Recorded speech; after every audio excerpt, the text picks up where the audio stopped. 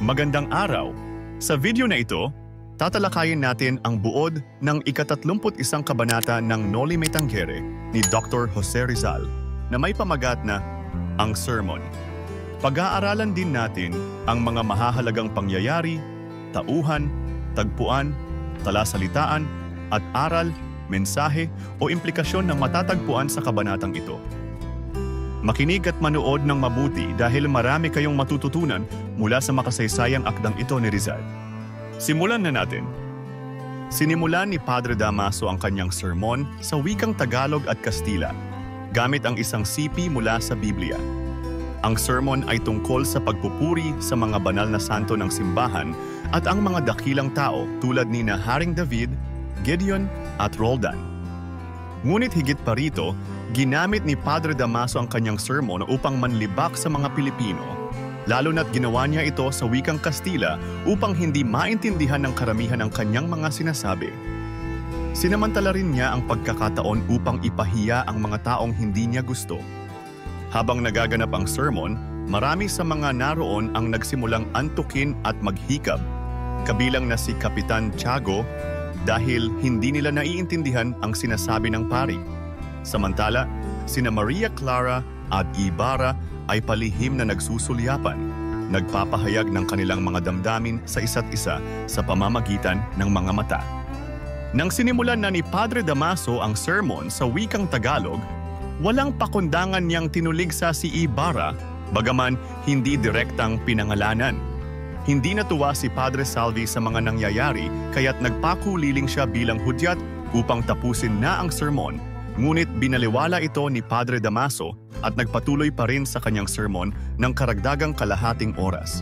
Samantala, si Elias ay palihim na lumapit kay Ibarra sa loob ng simbahan at binalaan siya na mag-ingat at huwag lumapit sa bato na ibabaon sa hukay dahil maaari itong magdulot ng panganib sa kanyang buhay.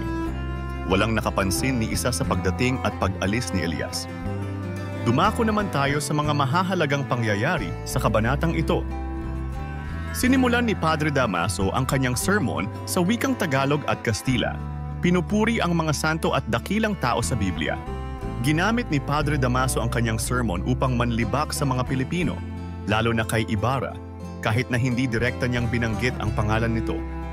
Marami sa mga tao, kabilang si Kapitan Tiago, ang nagsimulang antukin dahil hindi nila naiintindihan ang sinasabi ni Padre Damaso.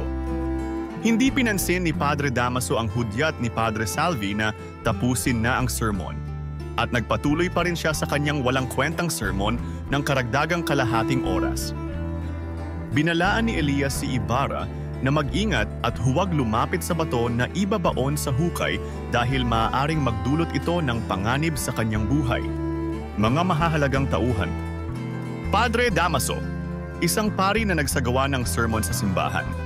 Ginamit niya ang kanyang sermon upang manlibak at ipahiya ang mga Pilipino, lalo na si Ibarra, kahit na hindi direktang binanggit ang pangalan nito, Padre Salvi. Isa pang pari na hindi natuwa sa ginagawa ni Padre Damaso at nagpakuliling upang tapusin na ang sermon, ngunit hindi siya pinansin ni Padre Damaso. Padre Sibila at Padre Martin.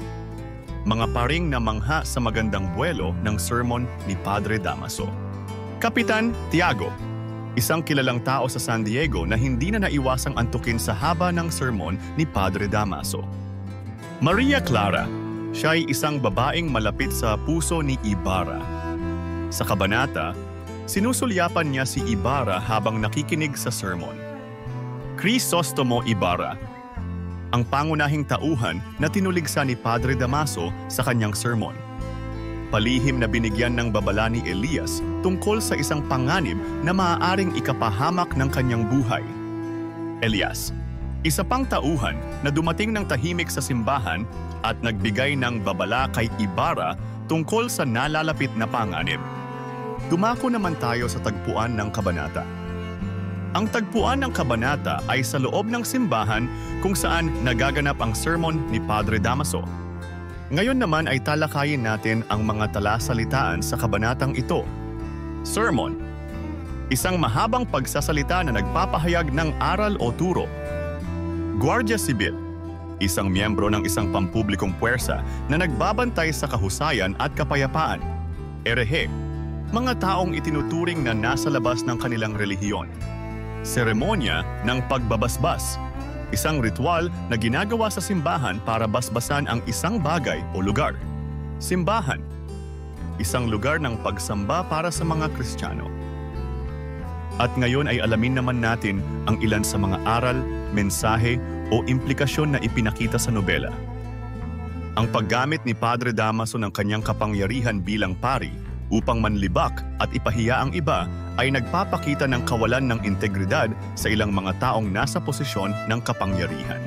Ipinapakita nito ang panganib ng pag-abuso sa relihiyosong autoridad. Ang babala ni Elias kay Ibarra ay nagpapakita ng kahalagahan ng pagkakaroon ng mga kaibigang nagmamalasakit at handang magbigay ng babala o proteksyon sa oras ng panganib. Ang kawalan ng interes ng mga tao sa sermon ni Padre Damaso, lalo na't hindi nila naiintindihan ang wika, ay nagpapakita ng kahalagahan ng pagiging malinaw at nauunawaan sa komunikasyon, lalo na sa mga bagay na may kinalaman sa pananampalataya. Ang hindi pagpansin ni Padre Damaso sa hudyat ni Padre Salvi na tapusin na ang sermon ay nagpapakita ng pagiging makasarili at kawalan ng consideration sa damdamin at pangangailangan ng iba. Ipinapakita nito na ang labis na pagyayabang ay maaaring magdulot ng pagkainis at paglayo ng mga tao. Ang kabanatang ito ay nagpapakita ng kalikasan ng tao na magpakita ng iba't ibang mukha depende sa kanilang intensyon. Ipinapakita nito na ang tunay na kabanalan ay hindi nasusukat sa dami ng sinasabi o sa posisyon sa lipunan, kundi sa integridad, pagkakaroon ng malasakit sa kapwa, at ang pagiging bukas sa pagpapakumbaba. At diyan nagtatapos ang ika-31 kabanata ng Noli Me Tangere, ang sermon. Ano ang natutunan mo sa kabanatang ito?